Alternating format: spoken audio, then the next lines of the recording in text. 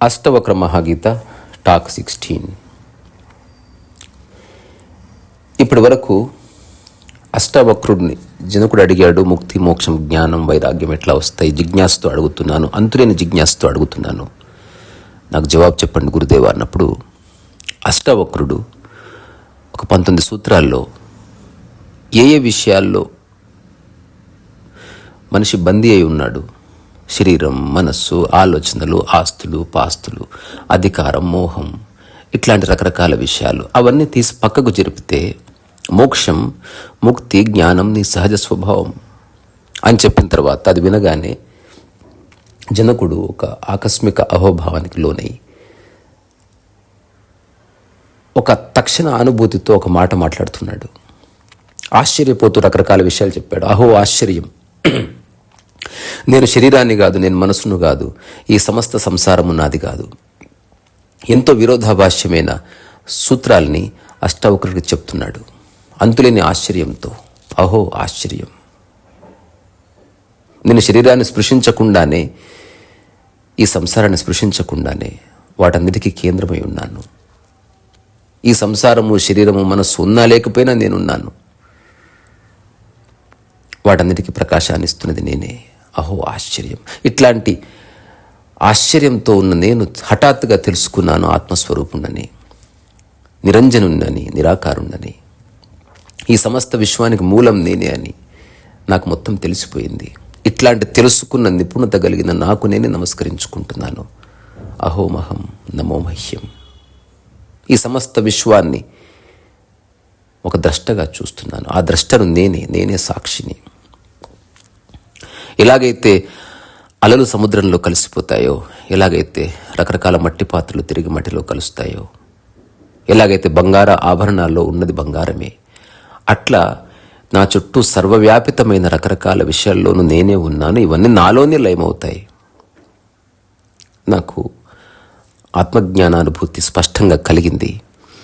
నేను శరీరాన్ని కాదు, చైతన్య రసాన్ని అని జనకుడు చెప్పిన తర్వాత అష్టవక్రుడు అదంతా శ్రద్ధగా విని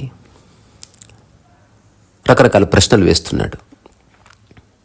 ఎవరైనా చెప్పొచ్చు, నిన్న చెప్పుకున్నట్టు, నాకు ఆత్మజ్ఞానమైంది, నేను అహం బ్రహ్మాస్మి, సర్వం నేనే, ఏముంది ఇక్కడ భూమి మీద, వెంట తీసుకుపోయేది ఏమీ లేదు, అంతా నా వాళ్ళే, చెప్పడానికి ఏముంది, ఎవరైనా ఏదైనా చెప్పొచ్చు, మహావాక్యాలను నువ్వు బట్టి కూడా చెప్పొచ్చు ఒక చిలకలాగా.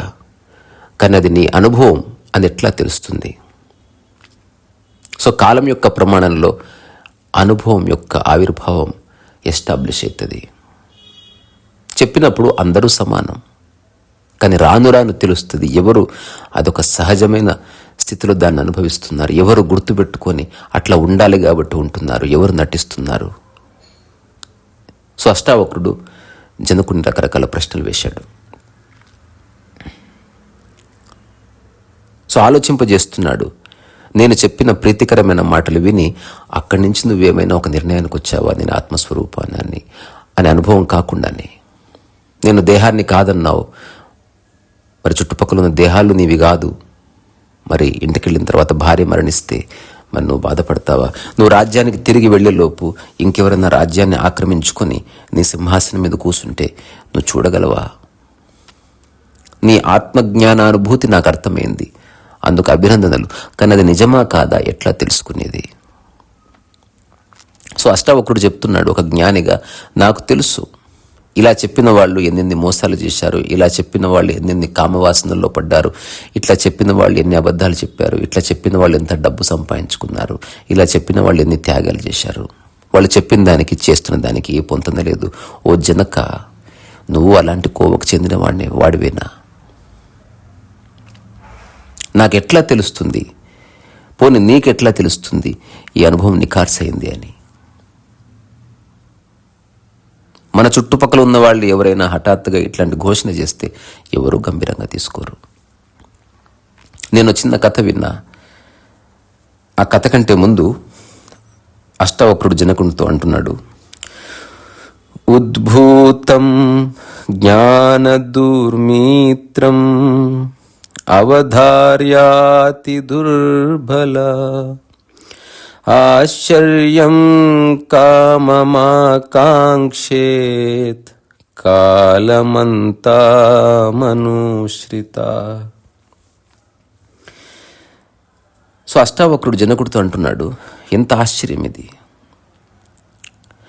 కామం జీవితానికి ఒక ప్రతిబంధకం అని తెలిసినా కూడా మరణం సమీపిస్తున్నప్పటికీ ఆ కామవాసనలు పోకుండా ఉన్న వాళ్ళని నేను చూశాను. వాళ్ళంతా ఆత్మజ్ఞానులే అని ప్రకటించుకున్న వాళ్ళే. మనం ఈ మధ్య కాలంలో ఎన్నో సెక్సువల్ అసాల్ట్ కేసెస్ చూసాం ఆశ్రమాల్లో జరిగినన్ని దురాక్రమాలు ఎక్కడా జరగవు.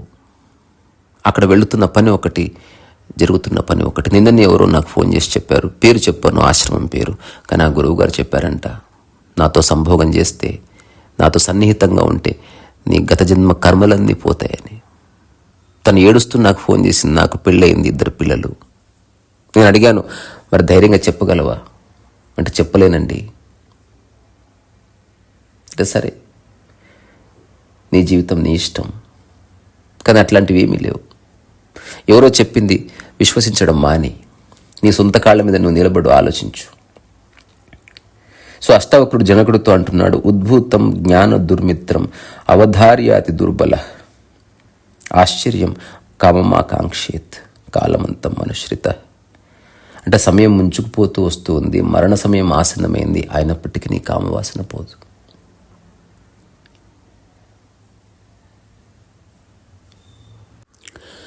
సో ఎవరైనా జనకుడిలాగా హఠాత్తుగా జ్ఞానోదయమైంది, నాకు జీవితం అర్థమైందని చెప్తే ఎవరు నమ్ముతారు? నేను ఒక కథ విన్నా. ఆ కథ ఏమిటంటే, ఒక పెద్ద భూస్వామి దగ్గర ఒక ఆవిడ పనిచేస్తూ ఉంటుంది. ఆవిడకు వయసు అయిపోతుంది. తన కొడుకుని తీసుకొచ్చి చెప్తుంది, అయ్యా నన్ను చూసుకున్నట్టు మీరు ఇతన్ని చూసుకోండి. అతను పాపం ఏం చదువుకోలేదు అంటే అవుట్ ఆఫ్ కంపాషన్ చెప్తాడు, సరే ఇతను నా దగ్గరే ఉండని. ఎవరైనా ఎంతో కొంత పని చేస్తారు. ఆవులకు గడ్డేయమనండి, అట్లా వ్యవసాయం వెళ్ళి చూసుకోమనండి. నేను ప్రతిరోజు కొందరికి పాలు పోస్తాను, ఆ పాలు అందరికీ పంచిరమ్మనండి, ఆ పనులు నేర్పిస్తానులేమ్మా అన్నాడు. ఆ తర్వాత ఆ తల్లి ఇంటికి వెళ్ళిపోయింది అప్పచెప్పి. ఇతను మహాసోమరి అని తెలిసిపోయింది ఆ భూస్వామికి. కొట్టాడు, తిట్టాడు, రకరకాల సలహాలు ఇచ్చాడు, ఎవరెవరితోనో చెప్పించాడు. ఏమీ చేయడు, తింటాడు, పడుకుంటాడు. సో ఆ భూస్వామికి చెప్పి చెప్పి నోరు పోయింది, కొట్టి చేతులు పోయాయి, తన్ని కాళ్ళు నొప్పి లేచాయి. ఆ ఊర్లో ఉన్న వాళ్ళంతా నిర్ధారణకు వచ్చారు, నీ దురదృష్టం వల్ల నీకు అతను దొరికాడు. ఎవరైనా ఎంతో అంత పని చేస్తారు. నీ ఆహారం తింటూ, నీ ఇంట్లోనే ఉంటూ, నీకంటే దర్జాగా బతుకుతున్నాడు కదా, ఏం చేయను నా కర్మ. సో ఆ భూస్వామి తన పనులు తానే చేసుకుంటాడు. పొద్దున్న ఎర్లీ మార్నింగ్ లేస్తాడు, ఆవులకు గడ్డి వేస్తాడు, పాలు తనే సైకిల్ మీద వీళ్ళందరికి పంచుతాడు, చుట్టుపక్కల ఉన్న వ్యవసాయం కొంత చేసుకుంటాడు, ఆ కూరగాయలు పళ్ళు అమ్ముతాడు. ఇతను చూసిన ప్రతిసారి అంతులేని కోపం, నిరాశ, దుఃఖం, దుగ్ధ. ఒక 2-3 సంవత్సరాలు గడుస్తుంది. ఒకసారి తల్లి వస్తే చెప్తాడు, ఇలాంటి కొడుకుని కన్నావమ్మా, నా జీవితంలో ఇట్లాంటి వాడిని చూడలేదు. నువ్వు నాకు అప్పచెప్పావు, నేను నీకు ప్రామిస్ చేశాను కాబట్టి నా దగ్గర ఉంచుకుంటున్నాను. వాడు నాకు బరువు అయిపోయాడు. నా కన్న కొడుక్కి కూతురికి కూడా ఇట్లా సేవ చేయలేదు కదా. వాడికి అసలు దయా హృదయం ఏమైనా ఉన్నాయా? తల్లి కూడా వచ్చి 2 చెంపదెబ్బలేసి వెళ్ళిపోయింది. ఇది ఇలా ఉండగా కొంతకాలానికి అతను హఠాత్తుగా ఎర్లీ మార్నింగ్ 4 o'clock లేచి కూర్చున్నాడు. ఇతను గడ్డి వేయడానికి వచ్చినప్పుడు చూసి ఆశ్చర్యపోయాడు, భయం వేసింది. ఏమైందిరా, రాత్రి నిద్ర పట్టలేదంటే, లేదండి నాకు 4 గంటలకు లేవాలనిపించింది, నాకేమైనా పని చెప్తారన్నాడు. వద్దు బాబు, నీకు ఈరోజు చీమలో దోమలో కుట్టి లేచి కూర్చున్నావు, అది అవే పని కాదు. మళ్ళీ రేపు నువ్వు నిద్రపోతావు, మరి నా పనులు నేనే చేసుకోవాలి. నీకో దండం స్వామి, నువ్వు నాకు ఏ సహాయం చేయొద్దు. అగో బర్రెలు మేపుతున్నా, నిన్ను మేపుతాను అంతే, అంతకంటే నాకు ఏ తేడా లేదు, నీ వల్ల నాకే సహాయం వద్దు అన్నాడు. కానీ ఆశ్చర్యం, ఆ తర్వాత వారం రోజులైంది, తెల్లవారుజామున 4కి లేస్తున్నాడు, ఆవులకు గడ్డేస్తున్నాడు, ఎక్కువ గడ్డేస్తున్నాడు, భూస్వామితో తిట్లు తింటున్నాడు, మెల్లగా పాలెలా పిండాలో తెలుసుకుంటున్నాడు, ఆవులతో బర్రెలతో తన్నులు తింటున్నాడు. ఒక 6 నెలలు గడిచింది. ఎర్లీ మార్నింగ్ 3 గంటలకే లేస్తున్నాడు, అన్ని పనులు చేస్తున్నాడు. భూస్వామి వచ్చేలోపే అందరికి పాలు పోసి రెడీగా ఉంచుతున్నాడు, కూరగాయలు పళ్ళు కోస్తున్నాడు, వ్యాపారం డెవలప్ చేస్తున్నాడు. సో భూస్వామి ఆదాయం పెరిగింది. హఠాత్తుగా అడిగాడు భూస్వామి. ఊర్లో వాళ్ళంతా మెచ్చుకుంటున్నారు. ఇలా మార్చావయ్యా, అంత నిష్క్రియాపరుణ్ణి, అంత సోమరిని ఎంత కార్యదక్షుణ్ణి చేశావు నువ్వు నిజంగా చాలా గొప్పవాడిని మెచ్చుకుంటే ఏం చెప్పాలో అర్థం కావట్లేదు. తనేమీ చేయలేదు, ఆ విషయం తనకు తెలుసు. బయట పొంగిపోతున్నాడు, లోపల బాధపడుతున్నాడు. ఒక రకమైన జిజ్ఞాసతో వచ్చి అడుగుతున్నాడు మాటికి, ఏమైందిరా హఠాత్తుగా ఉదయం లేవడం మొదలుపెట్టావు? చెప్పలేదు. ఒక 1 year గడిచింది. ఆ తర్వాత ఒకసారి కొట్టాడు. నువ్వు నాకు చెప్తావా? నేను చెప్పనండి అన్నాడు. అయితే నువ్వు ఇక్కడి నుంచి వెళ్ళిపోని గెంటేశాడు. అప్పటికే అతని కార్యదక్షత అందరికీ తెలుసు కాబట్టి ఒక పెద్ద భూస్వామి దగ్గర ఇంకో పని కుదిరాడు. అక్కడ ఇంగ్లీష్ నేర్చుకున్నాడు, గణితం నేర్చుకున్నాడు, అతని వ్యాపారాన్ని డెవలప్ చేశాడు. ఈ మొదటి భూస్వామి అతని దగ్గరికి వెళ్ళి జరిగిన కథ అంతా చెప్పాడు. ఇప్పుడు అతనికి క్యూరియాసిటీ పట్టుకుంది. ఏం జరిగిందో చెప్పయ్యా అన్నాడు. చెప్పనండి అన్నాడు. అతను కూడా తిట్టి పంపించేశాడు. అలా దేశంలో చాలా డబ్బున్న భూస్వామిగా అతను ఎదిగాడు. ఈ మొదటి భూస్వామికి, రెండో భూస్వామికి, మూడో భూస్వామి అంతా సాయంత్రం కూర్చొని చర్చ. అసలు ఏం జరిగింది? మనం ఇంతకాలం ఎంతో పని చేసినా ఎలాంటి అభివృద్ధి లేదే, మందకోడిగా ఉంది. మరి అతను ఏమర్థమైంది? అతనికి ఎలాంటి జ్ఞానోదయం అయింది? అతను ఎందుకు అట్లా పని చేస్తున్నాడు? ఎందుకు అట్లా అన్ని నేర్చుకుంటున్నాడు? ఈ మధ్యన ఒక పుస్తకం కూడా రాశాడంట. ఆ తర్వాత ఆ దేశపు రాజు దగ్గరకు ఒక అతను వచ్చాడు 2 గుర్రాలు తీసుకొని. ఆ 2 గుర్రాల్లో ఏది తల్లి ఏది పిల్ల 2 చూడ్డానికి సేమ్ ఉన్నాయి, ఐడెంటికల్, జిరాక్స్ కాపీలాగా ఉన్నాయి. దాన్ని ఎవరన్నా సరిగ్గా గుర్తుపడితే గనక మహారాజు అన్నాడు, దండోర వేయించి నేను నా కూతురిని ఇస్తాను, అర్ధరాజ్యం ఇస్తాను. చాలామంది వచ్చారు మేధావులు. ఎంత కళ్ళు నలుపుకొని చూసినా ఆ 2 ఎగ్జాక్ట్లీ సేమ్ ఉన్నాయి. ఏది తల్ల ఏది పిల్ల కనుక్కోవడం చాలా కష్టం. అప్పుడు ఇతను వెళ్ళాడు. ఈ సోమరిపోతు ఆయన ఈ అబ్బాయి వెళ్ళి నేను చెప్తానండి అన్నాడు. అప్పుడు రాజు అన్నాడు, చెప్పకపోతే తెలుసు కదా శిక్ష. ఏముందండి, 100 కొరడా దెబ్బలు కొడతారు, దేశ బహిష్కరణ. నేను తిన్న దెబ్బల ముందు ఇదంతా. కానీ ఒకసారి ఆ గుర్రాలను 1 గంట సేపు తదేకంగా చూడాలనుకుంటున్నా. చూశాడు. చూసిన తర్వాత వచ్చి చెప్పాడు, అది తల్లి ఇది పిల్ల అన్నాడు. అందరూ ఆశ్చర్యపోయారు. ఇలా చెప్పావు నువ్వు? ఏముందండి, కామన్ సెన్స్. ఈ 1 గంట సేపట్లో ఆ తల్లి ఎటువైపు వెళితే దాని వెనుక ఇది నడుస్తుంది. సో తల్లిని పిల్ల ఫాలో అవుతుంది, పిల్లను తల్లి కాదు. ఇంతకు మించి వేరే లాజిక్ ఏమీ లేదు. సో ఆ గుర్రాలు తెచ్చిన వ్యక్తిని అడిగితే అతను చెప్పింది కరెక్టే అన్నాడు. దాంతో అర్ధరాజ్యము ఇచ్చాడు, ఆ దేశానికి రాజు అయిపోయాడు, కూతురుని ఇచ్చాడు. ఇప్పుడు ఈ మొదటి భూస్వామికి పిచ్చెక్కింది. అపాయింట్మెంట్ తీసుకొని ఈ యువరాజుని కలిశాడు. అప్పుడు అతను చెప్పాడు, అపాయింట్మెంట్ గ్రాంటెడ్, రమ్మనండి తన్ని. వచ్చిన తర్వాత నమస్కారం పెట్టాడు. ఏం భూస్వామి గారు బాగున్నారా అంటే, బాగున్నాను ఆయన, నీ వల్ల చాలా బాగున్నాను. నా ఆస్తి 10 ఇంతలైంది. ఒక 10 మంది పని చేస్తున్నారు, కానీ పిచ్చెక్కిపోతుంది నాకు. ఈ 10 సంవత్సరాల్లో ఒకటే ఆలోచన నన్ను ఇబ్బంది పెడుతుంది. అంత సోమరిగా ఉన్న నీవు ఇంత కార్యదక్షుడు ఎట్లా అయ్యావు? ఆ రోజు ఎర్లీ మార్నింగ్ 4 o'clock, నాకు ఇప్పటికీ డేట్ గుర్తుంది, April 14వ తేదీ. ఏం జరిగింది అసలు? ఎన్ని 100 మంది చెప్పినా, తల్లిదండ్రులు చెప్పినా, నేను చెప్పినా, ఊరి వాళ్ళు చెప్పినా ఎప్పుడు నువ్వు మారలేదు కదా. ఏం జరిగిందని మారావు? నీకేమైనా గురువు ఆశీర్వాదం వచ్చిందా? ఏమైందంటే అప్పుడు చెప్పాడు. ఇప్పుడు చెప్తానండి, సమయం వచ్చింది. నేనే మీకు కబురు పెడదాం అనుకున్నా. ఇప్పటి వరకు మిమ్మల్ని చాలా ఎదురు చూసేలా చేశాను, నన్ను క్షమించండి. ఏమీ జరగలేదండి. ఆ రోజు నాకు ఒక కల పడింది. ఆ కళ ఎంత సజీవంగా ఉందంటే నా జీవితంలో అంత అద్భుతమైన కళ ఎప్పుడు పడలేదు. ఆ కళలో నేను రాజైనట్టు కలపడ్డది. సో అప్పుడు ఆ కళలో ఎవరో చెప్తున్నారు, ఎంతో కష్టపడి ఎంతో నేర్చుకుంటేనే రాజయ్య యోగ్యత వస్తుంది. వెంటనే నేను కళ్ళు తెరిచాను. ఆ కళను సాకారం చేసుకోవడానికి నేను ఏమేమి చేయాలని అవన్నీ చేశాను. ఇంతకాలానికి ఆ కళ సాకారమైంది. మరి అప్పుడే ఎందుకు చెప్పలేదు? నేను ఆ రోజు ఉదయమే ఆ మాట నీకు చెప్పింటే మీరు నన్ను కొట్టేవాళ్ళు కదా. ఇంత చేతగాని వాడివి, నువ్వు రాజవాడివి ఏమిట్రా, బంట్రోతువు కూడా కావు అని చెప్పుతూ కొట్టుండేవాళ్ళు.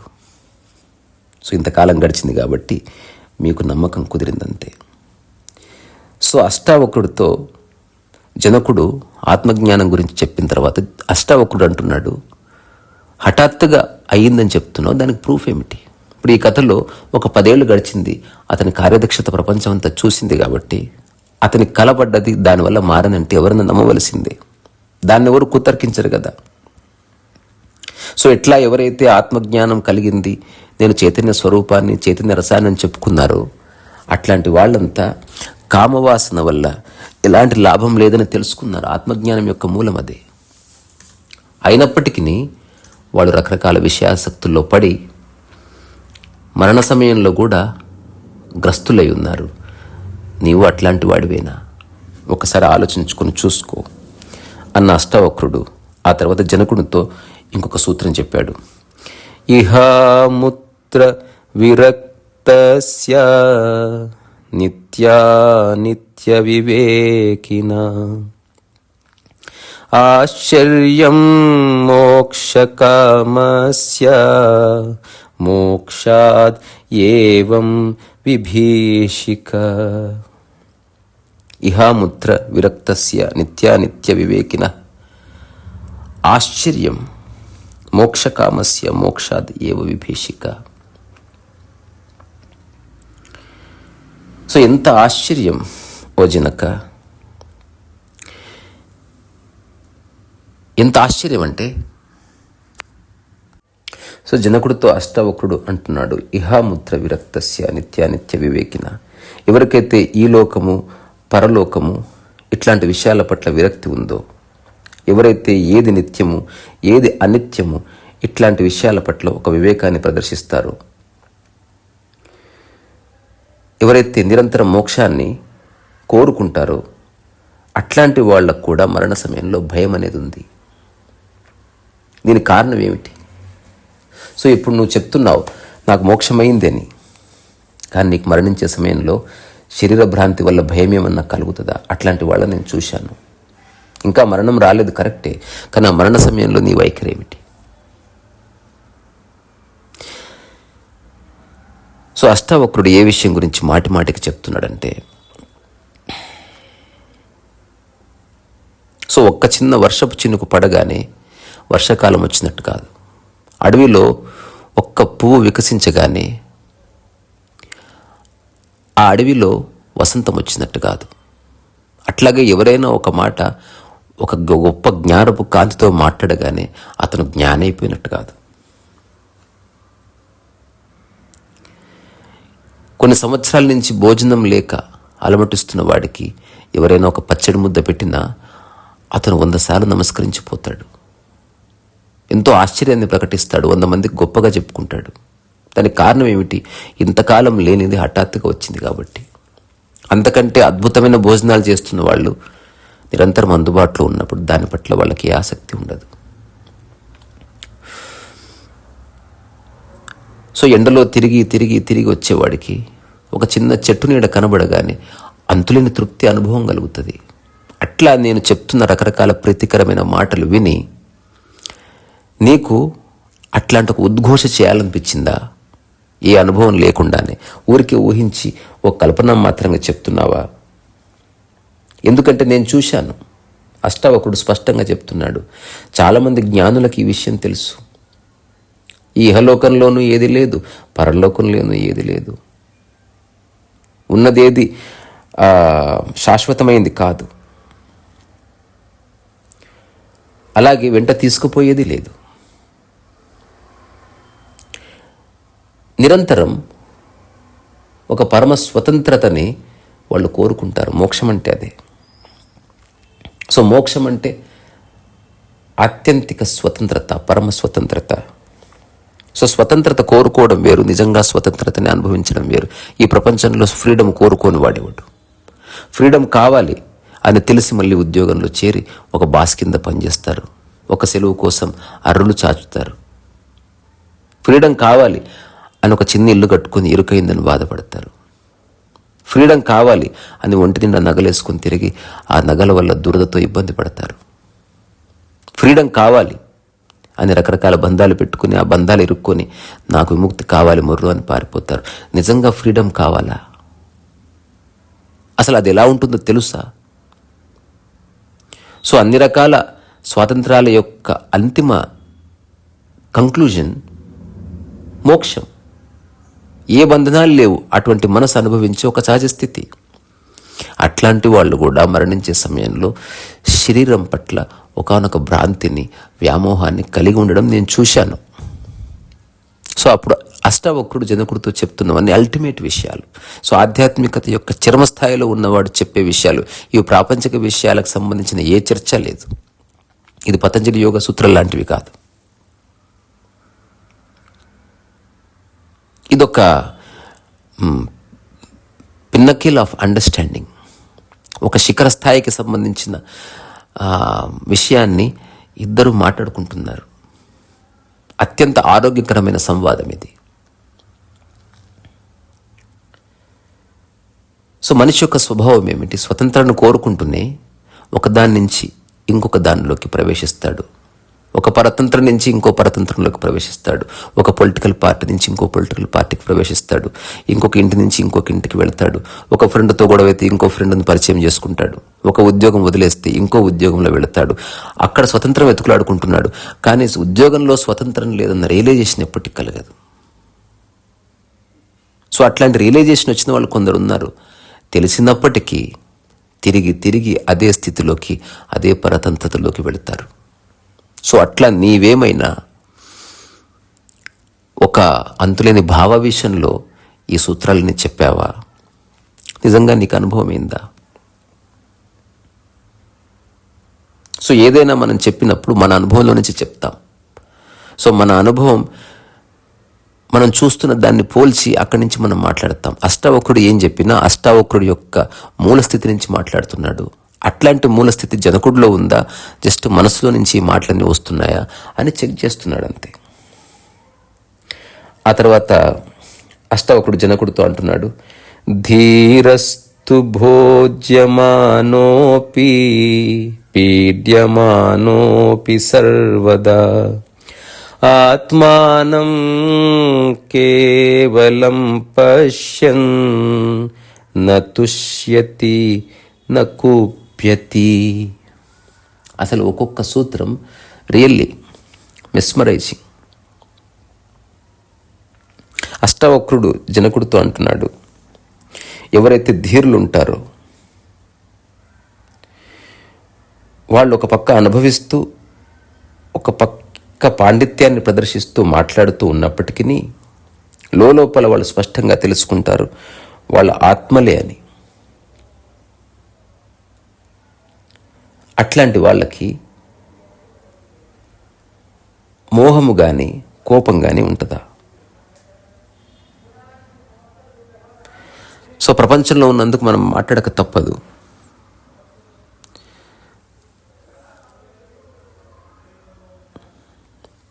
సో ప్రాపంచిక విషయాల పట్ల ఒక వ్యక్తి తన కర్తవ్యాన్ని నిర్వహిస్తున్నాడు అనుకుందాం. అట్లాంటి వాటికి అతను మోహితుడై ఉన్నాడని కాదు. సో మన కంటికి ఒకలా కనబడవచ్చు, కానీ సత్యం వేరే అయి ఉండవచ్చు. ఈ ప్రపంచంలో ఎంతో ఆత్మజ్ఞానాన్ని అనుభవించిన మహానుభావులు,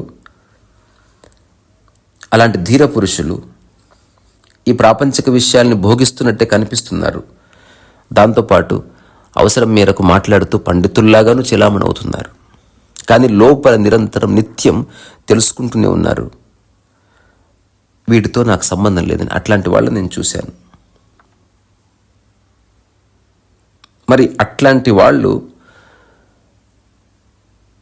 ఎప్పుడైనా బాధపడ్డం కానీ, లేకపోతే వేరే వాళ్ళ ప్రశంసల వల్ల లొంగిపోవడం కానీ, పొంగిపోవడం కానీ ఇట్లా ఉంటుందా?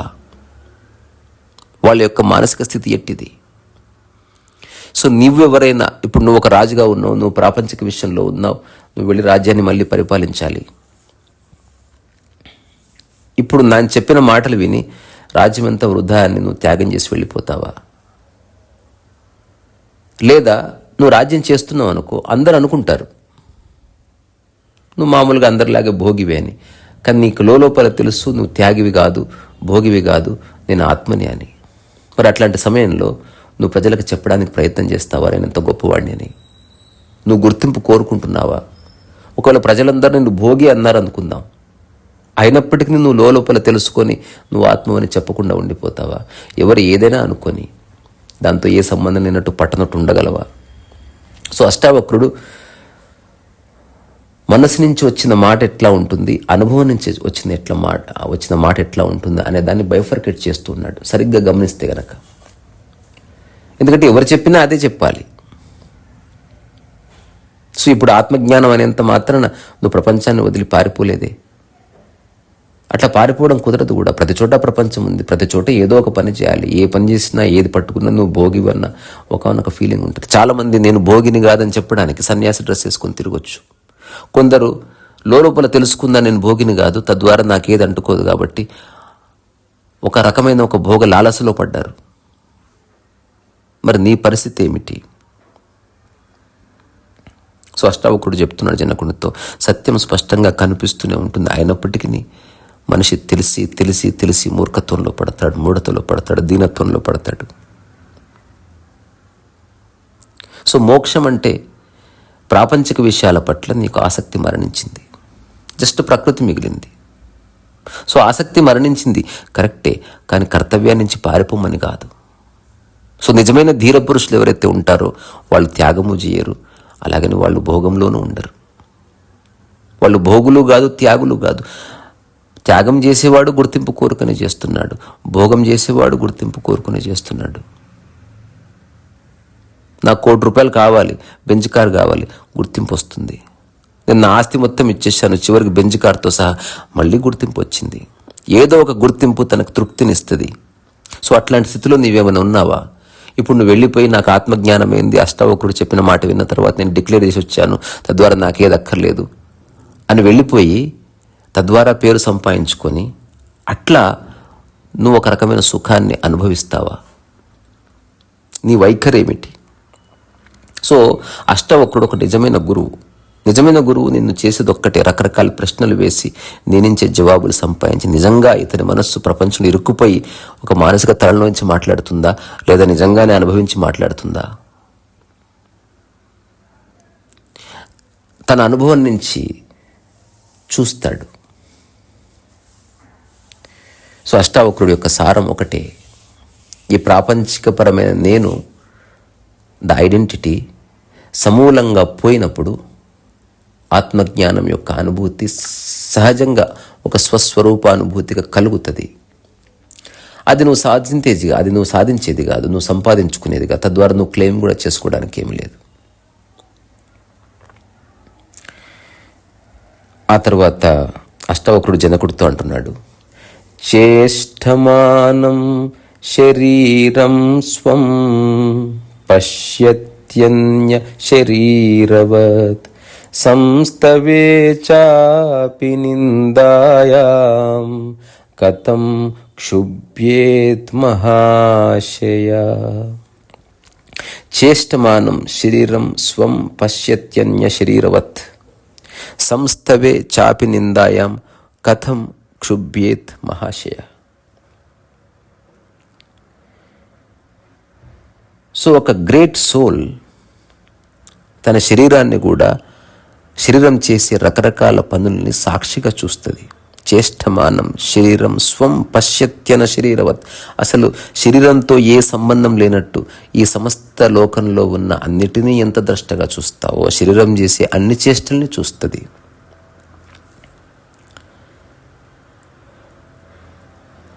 ఆ శరీరం వాళ్ళది కాదు అన్నట్టుంటుంది.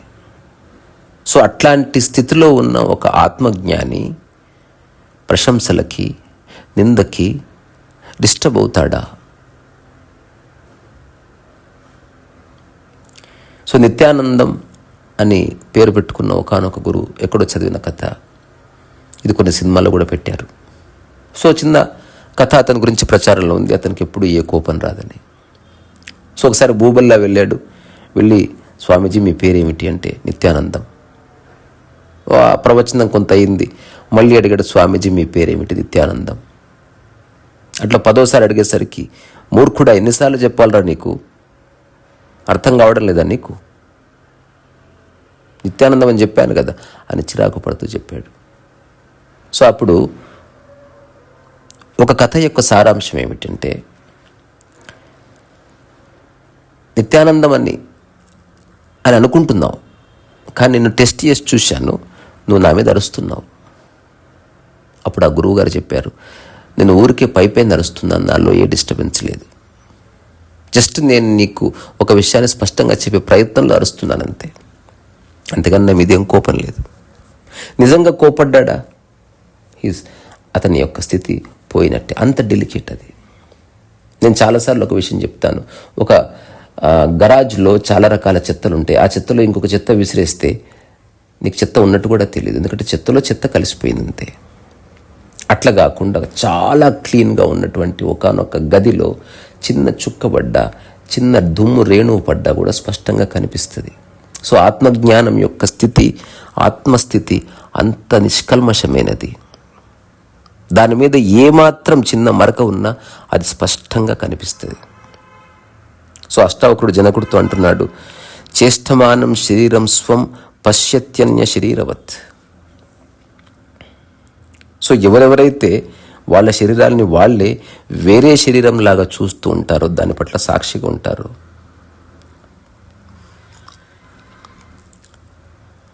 అట్లాంటి మహాపురుషులు ఎవరన్నా మెచ్చుకున్నప్పుడు లేదా నింద చేసినప్పుడు దాన్ని ఎట్లా చూస్తారు అసలు? ఇప్పుడు నువ్వు ఊరెళ్ళావు, నేనే 100 మందికి చెప్పాను జనకుడికి ఆత్మజ్ఞానం అయిందని. అందరూ వచ్చి నీ కాళ్ళు మొక్కారు, నువ్వు ప్రసన్నుడు అవుతావా? అలాగే ఇంకెవరో వచ్చారు, నిన్ను 100 బంధబూతులు తిట్టారు, నువ్వేం జ్ఞానివయ్యా, నువ్వు రాజు అంతే అన్నారు, కోప్పడతావా? What is your attitude towards it? నిజమైన ఆత్మజ్ఞాని ఆ రెండిటికి స్పందించడు. మరి నీ పరిస్థితి ఏమిటి, నీ వైఖరి ఏమిటి?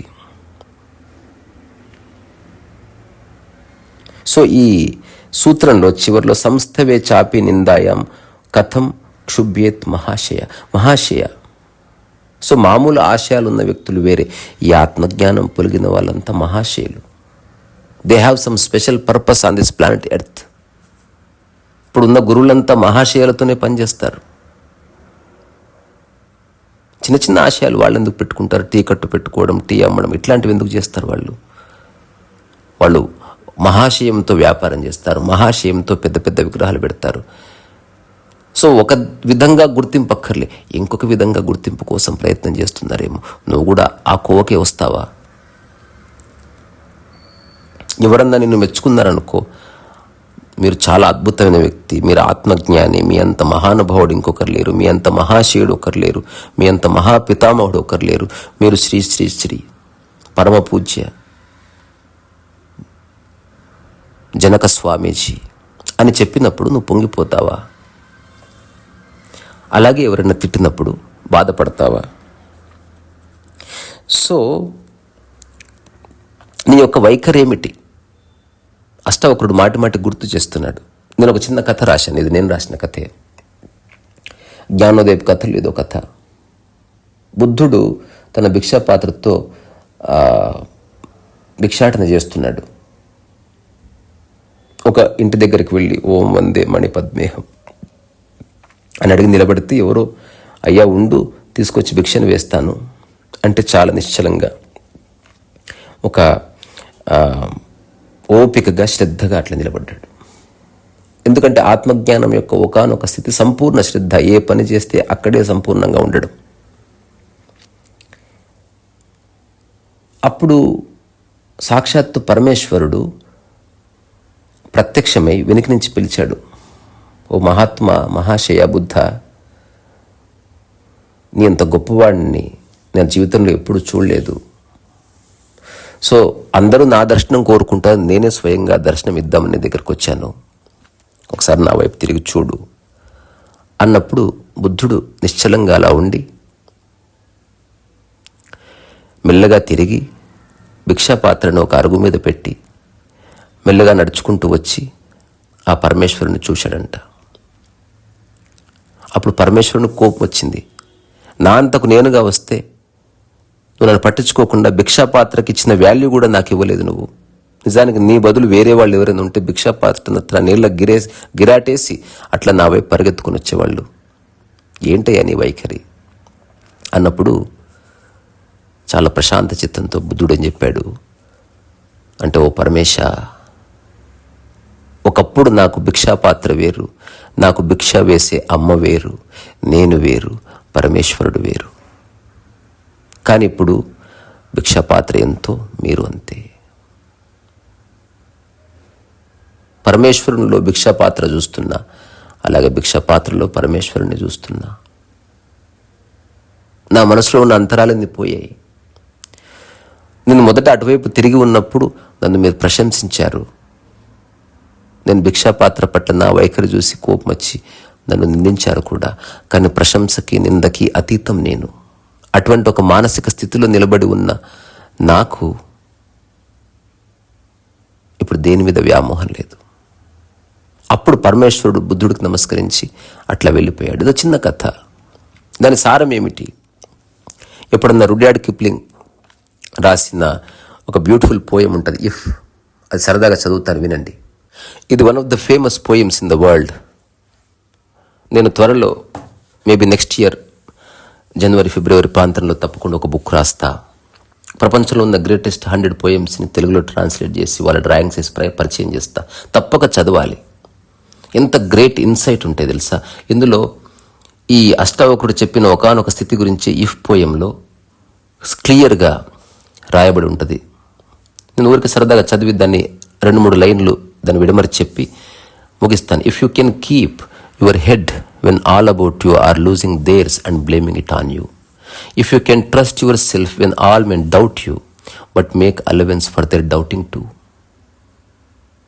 సో నిన్ను నువ్వు నమ్ము, ఎంతమంది నిన్ను అనుమానించినప్పటికీ. If you can wait and not be tired by waiting, or being lied about, don't deal in lies. అవసరం వేస్తే నిరీక్షించు, కానీ ఎవరిని బ్లేమ్ చేయకు. Or being hated, don't give way to hating. ఎవరన్నా నేను ద్వేషించినప్పటికీ నేను ద్వేషించకు. And yet don't look too good nor talk too wise. So నువ్వు చాలా గొప్పగా కనబడాలని ప్రయత్నం చేయకు, అలాగే అత్యంత తెలివిగా నువ్వు మాట్లాడకు. మధ్యలో ఉండు. If you can dream and not make dreams your master, if you can think and not make thoughts your aim. So నువ్వు కనే కలల్ని నీ పైన బాస్గా క్రియేట్ చేసుకోకు, అట్లాగే నీ ఆలోచనలే నీ లక్ష్యం అనుకోకు. If you can meet with Triumph and disaster, అంటే ఒక గొప్ప విజయాన్ని అట్లాగే గొప్ప పరాజయాన్ని నువ్వు కలిసినప్పుడు, and treat those two impostors just the same. Impostors, such a beautiful word. Impostor అంటే మోసగాడు. సో ఈ రెండు మోసం చేయడానికే వస్తాయి, నీ జీవితాన్ని నాశనం చేయడానికి వస్తాయి, నిన్ను ద్వంద్వంలో ఇరికేయడానికే వస్తాయి. And treat those two imposters just the same. If you can bear to hear the truth you have spoken, twisted by knives to make a trap for fools,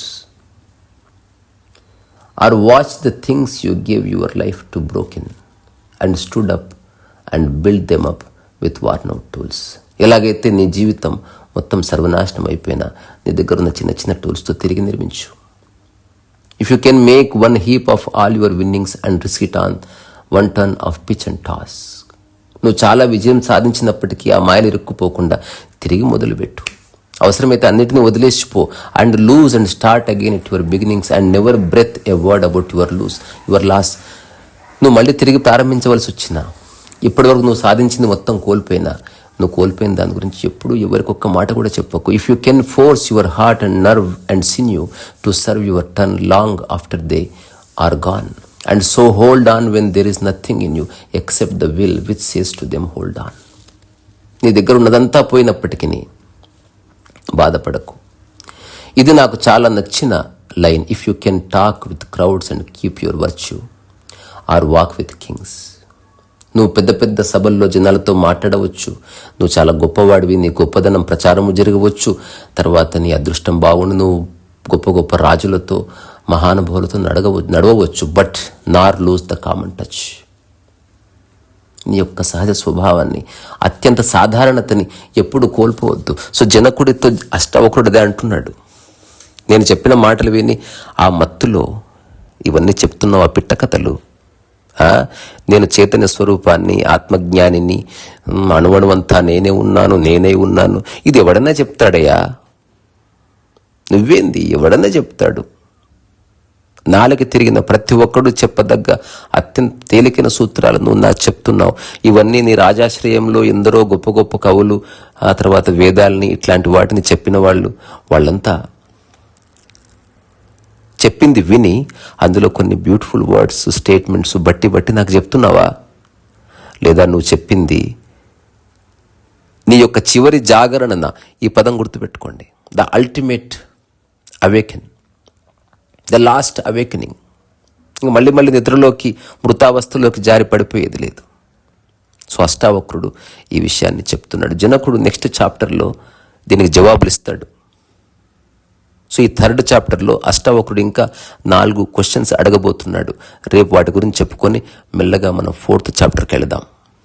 so అష్టావక్రుడు లేవదీసిన ఈ ప్రశ్నలన్నింటికీ జనకుడు ఏం జవాబు చెప్తాడు, ఎట్లా కన్విన్స్ చేస్తాడు, తన స్థితిని తను ఎట్లా బలపరుస్తాడు, నిస్సంకోచంగా నిస్సంశయంగా ఇది నా అనుభవమే అని చెప్పడానికి తను ఎటువంటి మాటని, ఎటువంటి ఎగ్జాంపుల్స్ని, ఎటువంటి పోలికని, అనాలజీని వాడుకుంటాడు.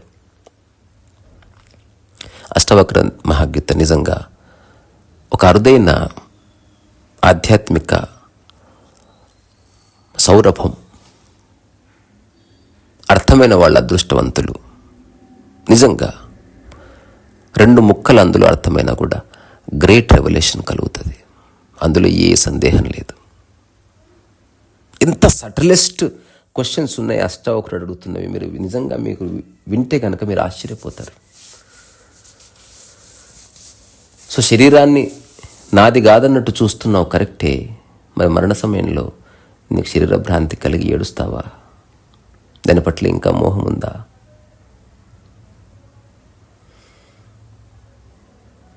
సో ఈ ప్రపంచిక విషయాల్లో ఉంటున్నావు, కరెక్టే, ఉండడంలో తప్పు లేదు. కానీ ఇప్పుడు ఆత్మజ్ఞానం అని తెలిసిన తర్వాత రాజుగా ఉన్నప్పుడు జనాలు ఏమన్నా అంటారనుకో, అప్పుడు నీ వైఖరి ఏమిటి? సో నువ్వు జ్ఞానివే అని ప్రూవ్ చేసుకోవడానికి అంతే త్యాగం చేసి పారిపోతావా? సో ఒక త్యాగి, ఒక భోగి, ఇద్దరు ఒకటే బోట్లో ఉన్నారు. ఒక వ్యక్తి చెప్పాడు, నేను రాజ్యాన్ని మొత్తం త్యాగం చేశాను. ఈ త్యాగం చేశానన్న ఆలోచన ఎందుకు క్యారీ చేస్తున్నావు? అష్టావక్ర మహాగీతలో అష్టావక్రుడు చెప్తున్నది very very very very subtle, అత్యంత సూక్ష్మాతి సూక్ష్మమైన విషయాలు ఇవి. చాలా కరేజ్ అవసరం. చాలా స్పష్టమైన మనస్సుతో వింటే తప్ప దాని రహస్యం చిక్కదు. అంటే ఎట్టి పరిస్థితుల్లోనూ ఇది ఆధ్యాత్మికత పేరుతో ముసుగేసుకొని మోసం చేసే వాళ్ళకు సంబంధించిన రకరకాల విషయాలను ఎండగడుతున్నాడు. ఇలాంటి వాళ్ళందరినీ చూశాను నేను. నేను శరీరాన్ని కాదు, నేను మనసును కాదు, నేనేమీ కాదు, నాకేం వద్దు అన్నవాళ్ళు ఎంత విషయాసక్తుల్లో, కామాసక్తుల్లో ఉన్నారో చూశాను. చనిపోయినప్పుడు కూడా కామవాసంతో ఉన్న వాళ్ళని చూసిన వాళ్ళంతా ఆత్మజ్ఞానులని ప్రచారం చేసుకున్న వాళ్ళే. గొప్ప గొప్ప స్వామి చెలుక వాళ్ళు పేరు ప్రఖ్యాతులు పొందిన వాళ్ళే. అయినప్పటికీ వాళ్ళని తప్పనట్లేదు, కానీ వాళ్ళు చెప్తున్న దాన్ని వాళ్ళు ఆచరించలేదు. మాటలుగా చెప్పారు. సో మానసిక ఆధ్యాత్మికతలో ఉన్నారు. ఆచరణాత్మక ఆధ్యాత్మికత వచ్చినప్పుడు తప్ప అది కాలంలో ఒక ప్రమాణమే నిలబడదు. ఇప్పుడు రమణ మహర్షి అరుణాచలం ఉన్న ఫస్ట్ డేనే ఎవరు భగవాన్ అని పిలవలేదే. It takes time. అతను అట్లాగే ఉన్నాడు, అలాగే ఉన్నాడు, అతని స్వభావమై ఉన్నాడు. మీకోసం లేడు, నటన లేదు. ఒక రామకృష్ణ పరమహంస, ఒక Marpa, Neem Karoli, they are not acting to impress you. That's how they lived.